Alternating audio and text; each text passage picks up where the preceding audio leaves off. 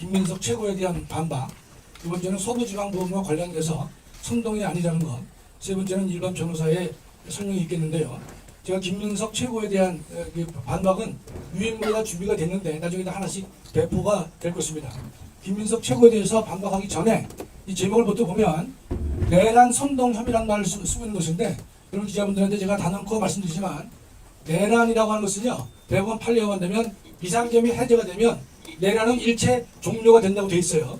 그 이후에 어떤 행위도 내란 관련된 이 단어가 등장할 수 없다는 점을 다시 한번 제가 강조해 드립니다. 만약에 그런 말을 쓸 수 있다면 지금 전광훈 목사님이 폭동을 통해서 체제 전복을 준비하고 있고 그것을 전제로 선동을 했다라고 한다면 새롭게 그 단어가 가능하겠지만 이미 다 끝나버린 행위에 대해서 선동이라는 단어는 성립할 수 없다는 사실을 제가 강조하고 김민석 최고위원에 대해 제가 반론을 하도록 하겠습니다. 문장이 간단해요. 먼저 풀 텍스트를 제가 빨리 읽고 한 줄씩 제가 반박을 할 것입니다. 특별히 전광훈 집회의 책임을 엄정히 짚을 때가 되었습니다. 탄핵 반대 집회에 동원 알바비 지급을 공언하고 공수처 인근 분신 사건 후에는 효과 있는 죽음의 기회를 주겠다고 망언했고 서울구치소에서 윤석열을 강제로 데리고 나와야 한다고 선동하고 서부지법 앞으로 모이자고 주도했습니다. 무엇보다 헌법을 부정하고 폭력을 조장하는 국민 저항권이라는 해괴한 개념을 내세운 것은 반국가 세력 척결을 내란의 명분으로 삼았던 윤석열과 똑같은 가짜 자유민주 파쇼 논리입니다. 자유민주주의를 파괴하고 폭력을 조장하는 정광훈식 극단주의가 민주헌정의 새로운 최대 위협 요인입니다. 이게 김민석이가 발언한 내용입니다. 간단히 보겠습니다. 첫째 센텐스를 보면 반대 집회에 동원 알바비 지급을 공언하고 했는데 저희는 알바비 지급을 공적으로 약속한 바가 없습니다. 현재 광화문의 탄핵 반대 집회에 참석하는 모든 분들은요, 다 자기 비용으로 참여하고 있는 것으로 제가 알고 있습니다. 이회 참석에 약 5만 원 정도가 드는데 차비 2만에서 3만, 식대 10,000원, 헌금 1만 원 정도, 통상 5만 원 정도를 본인이 자비 부담으로 탄핵 집회에 참석하고 있다는 사실을 제가 분명히 밝혀드리는 것입니다. 명백하게 거짓으로 김민석이가 선동하고 있는 것이죠. 두 번째, 공수처 인근 분신 사건 후에는 효과 있는 죽음의 기회를 주겠다고 망언했다라는 것이 김민석의 발언인데, 자상한 분이 우연히도 목사님이시기 때문에 우리 전 목사님께서는 위로는 하지만 전 목사님은 분향소 설치 자체도 금하시고 계십니다. 자살은 지옥에 가는 것이기 때문에 귀한 자신의 생명을 버려서는 안 된다고 늘 강조하시는 분이 전광훈 목사님이시고요.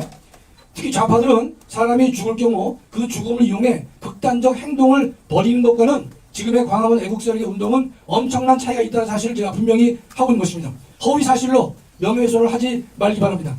세 번째, 서울구치소에서 윤석열을 강제로 데리고 나와야 한다고 선동하고 이런 말을 썼는데, 이 말의 워딩은 천만이 모여서 한 마음이 된다면 대통령이 억울한 구속에서 벗어날 수 있다는 의미로 이 문장을 해석해야 되는 것이지 강제로 데리고 나와야 한다는 것으로 볼 수가 없는 것입니다. 여기서 김민석의 문해력이 얼마나 부족한지를 알 수가 있는 것입니다.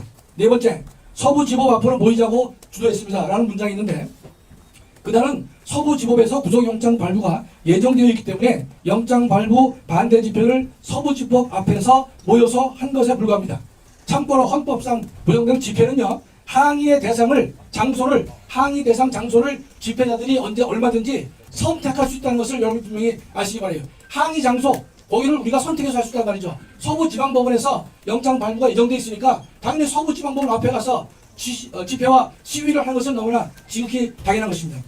우리가 서부지법 건물 훼손과는 전혀 무관한 것이고 앞으로 이제 다음에 또 말씀드릴 것인데, 저희는요, 김민석 같이 미 문화원 정권 농성과 같은 국가기관을 정부하고 훼손할 생각이 전혀 없다는 사실을 다시 한번 천명하는 바입니다. 또 무엇보다 헌법을 부정하고 폭력을 조장하는 국민 저항권이라는 해괴한 개념을 내세운 것은, 정말 제가 살다가 이런 말 처음 들어봐요. 제가 30년 넘게 대학에서 헌법 강의를 했고 40년 넘게 헌법 공부를 했지만은 김민석의 무지가 여실히 드러난 대목입니다. 국민 저항권은 뭐냐? 헌법을 부정하는 것이 아닙니다. 파괴된 헌정 질서를 회복하기 위한 국민의 기본권이 되는 것이고, 이 저항권은 국민의 기본권을 넘어서 인간의 권리다, 이렇게 우리가 학자들은 다 보는 것입니다. 따라서 이 저항권은 헌법에 근거가 있다고 해서 발동되는 것도 아니고 없다고 발동할 수 없는 것도 전혀 아닌 것이다. 하늘이 준 천부인권의 가장 대표적인 케이스가 저항권이 되는 것이기 때문에 만일에 국가 불법이 자행됐을 때는 누구도 저항권을 할 수 있는 것이고 언제든지 할 수 있는 것이고 어디서든지 발동할 수 있는 것이 하늘이 준 국민의 기본적인 권리가 정한권이다. 다시 한번 제가 강조를 드리는 것이에요. 법과대학 2, 3학년 학생이면 알 수 있는 헌법의 기초 이론에 불과한 것입니다. 4.19 같은 경우에도 대한민국은요 불의에 항거한 것이에요. 그때는 저항권으로 시작했지만 마지막에는 것이 혁명으로 완성됐지만 처음부터 그 4.19 부정선거에 대해서 국민들은 혁명을 하겠다는 생각이 없었습니다. 저항한 것이에요. 당시의 불의에 대해서 저항한 것인데 그것이 어느 순간에 혁명까지 완성이 된 것으로 봐야 될 것입니다. 저항권은 회귀한 개념이 아니라 법과대학 2, 3학년 학생이면 충분히 할 수 있는 가장 헌법의 기초 이론에 불과하다. 다시 한번 강조합니다. 저항권을 회귀한 개념으로 보는 김민석의 회귀한 논리에 제가 말문이 막힐 뿐인 것입니다. 다섯 번째, 또 뭐라고 얘기했느냐? 반국가세력 척결을 내란의 명분으로 삼았던 윤석열과 똑같은 가짜 자유민주주의 파쇼 논리다. 이렇게 얘기를 하고 있어요. 윤 대통령은요, 반국가세력의 척결을 하지 않고서는 대한민국이 바로 설 수 없다는 절박한 심정으로 비상계엄을 헌법이 정한 절차와 방법을 준수하면서 선포한 것입니다. 그것도 필요 최소한으로 했던 것이고 특히 부정선거 의혹의 본거지인 중앙선관위를 집중으로 목표를 삼았다. 우리가 알 수 있는 것이죠. 또 두 번째, 김민석의 민주당은 국회에서 내란으로 소추 의견을 받아냈는데 정작 헌법재판소에 가서는요 청구해서 왜 내란을 철회했는지 그러면서 왜 내란 운운하는지 저는 이해가 되지 않습니다. 또 가짜 자유민주주의 파쇼 논리를 김민석은 운운하고 있는데 민주당이 벌이는 광란의 칼춤이야말로 자유민주를 부정한다고 저는 확신하고 있는 것입니다. 또한 건전한 애국운동이나 활동을 파쇼라고 부르고 있어요. 파쇼라는 단어는 주체 사상을 신봉하는 주사파들이 자유민주주의를 공격하기 위해서 주로 사용되는 용어인 것이지 통상의 정상적인 자유민주주의 국민들 사이에서는 파쇼라는 단어를 금기어로 생각하고 있는 것입니다. 그렇다면 김민석이가 파쇼라는 용어를 쉽게 사용하는 것을 보니까 주사파를 추종했던 김민석이 아직도 구태를 벗지 못하고 반국가세력인 주사파를 추종하지 않나 의심이 드는 것입니다. 마지막으로 김민석은 자유민주주의를 파괴하고 폭력을 조장하는 정광훈식 극단주의가 민주헌정의 새로운 최대 위협 요인이다. 이렇게 말을 마치고 있는데 다시 한번 강조하지만 광화문 애국 세력들이 6년에서 7년간 광화문에서 엄청난 대규모 집회를 매주 가졌지만 단 한 번도 폭력 사고를 일으킨 바가 없다는 사실을 확인시켜 드립니다. 또한 폭력을 조장하고 실행에 옮기는 것들은요 민주노총의 단골 메뉴라는 사실 여러분 잘 아실 겁니다. 또 전광훈식 극단주의라는 말을 쓰고 있는데 무엇을 가지고 왜 극단주의라고 하는지 본인도 제대로 이해하지 못하지 않나 생각되는 것이고 저 같은 건전한 상식을 가진 사람에게도 이해를 하지 못하게 되는 것입니다. 제가 밤새 생각해 보니까 이 극단주의라는 단어는요 자신이 속해 있는 민주당의 이재명의 일극체제를 말한다면 극단주의라고 본다면 볼 수 있다라고 제가 밤에 다시 정리를 하게 되었습니다.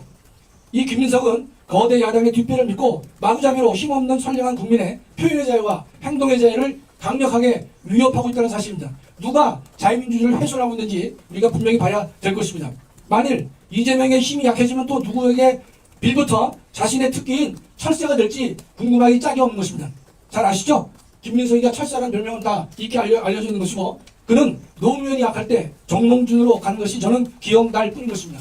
이상은 김민석 최고가 우리를 예컨대 또 정광훈 목사님을 비판하는 극단주의다, 저항권 어떻다 이게 한 얘기를 제가 풀 텍스트를 가지고 제가 구절구절 말씀을 드렸습니다. 필요한 자료는요 다 준비되어 있기 때문에 기사들은 나중에 한 분씩 가져가시면 좋겠습니다. 감사합니다. 김민석 최고위원님에게 제가 제안합니다. 언제 어디서 어떤 방송사에든지 저하고 공개 토론 한번 합시다. 내가 제안했습니다. 공개 토론 안 나오면 당신이 하는 말은 다 거짓말로 저는 그렇게 취급을 하겠습니다.